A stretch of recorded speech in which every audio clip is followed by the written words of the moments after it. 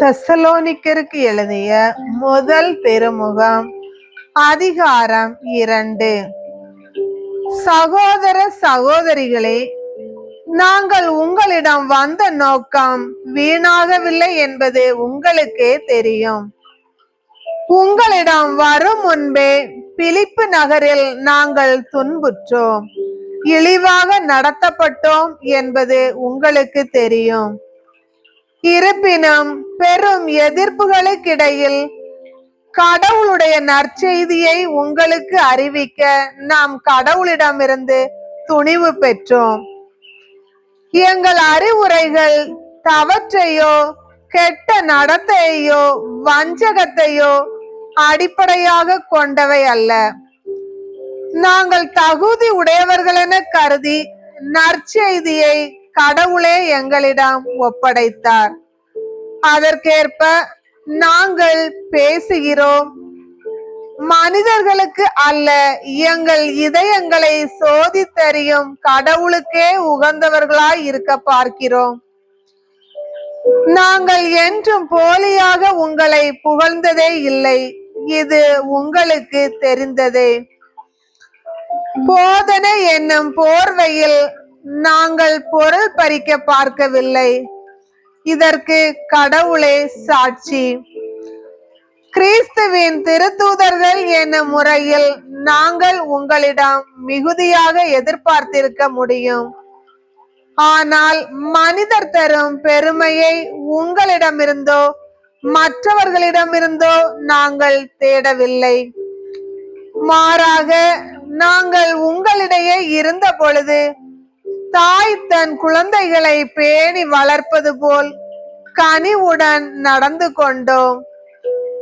இவ்வாறு உங்கள் மீது ஏக்கமுள்ளவர்களாய் கடவுளுடைய நற்செய்தியை மட்டுமன்றி எங்களையே உங்களுக்கு கொடுத்துவிட ஆவலாய் இருந்தோம்.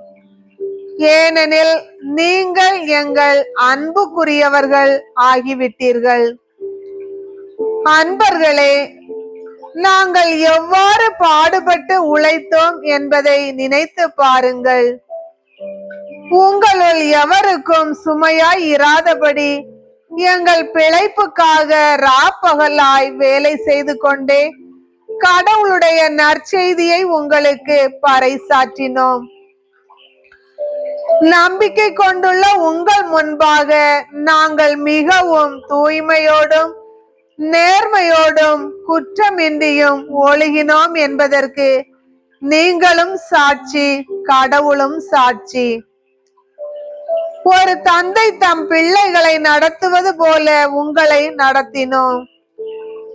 தம்முடைய ஆட்சியிலும் மாட்சியிலும் பங்கு பெற உங்களை அழைக்கும் கடவுளுக்கு ஏற்ப நடக்குமாறு உங்கள் ஒவ்வொருவருக்கும் அறிவுரை வழங்கினோம், உங்களை ஊக்குவித்தோம், வற்புறுத்தினோம்.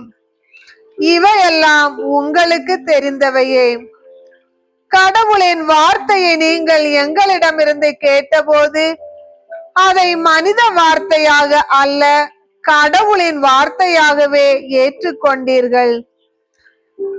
இதற்காக நாங்கள் கடவுளுக்கு இடைவிடாது நன்றி கூறுகிறோம். உண்மையாகவே அது கடவுளுடைய வார்த்தைதான். அதுவே நம்பிக்கை கொண்ட உங்களில் செயலாற்றுகிறது. சகோதர சகோதரிகளே, இயேசு கிறிஸ்துவின் உறவில் யூதேயாவில் வாழும் கடவுளின் சபைகளுக்கு நேர்ந்தது போலவே உங்களுக்கும் நேர்ந்தது. யூதர்களால் அவர்கள் துன்புறுத்தப்பட்டது போலவே நீங்களும் உங்கள் சொந்த இனத்தாரால் துன்புறுத்தப்பட்டீர்கள். அந்த யூதரே ஆண்டவராகிய இயேசுவையும் இறைவாக்கினரையும் கொன்றார்கள், எங்களையும் துரத்தி விட்டார்கள். அவர்கள் கடவுளுக்கு உகந்தவர்கள் அல்ல, மனித இனத்திற்கு எதிரிகள். ஏனெனில் பிற இனத்தார் மீட்பு பெறுமாறு நாங்கள் அவர்களிடம் பேசுவதை தடுக்கிறார்கள். இவ்வாறு அவர்கள் தங்கள் பாவங்களை என்றும் பெருக்கிக் கொண்டே போகிறார்கள். இறுதியில் கடவுளின் சினம் அவர்கள் மேல் வந்துவிட்டது.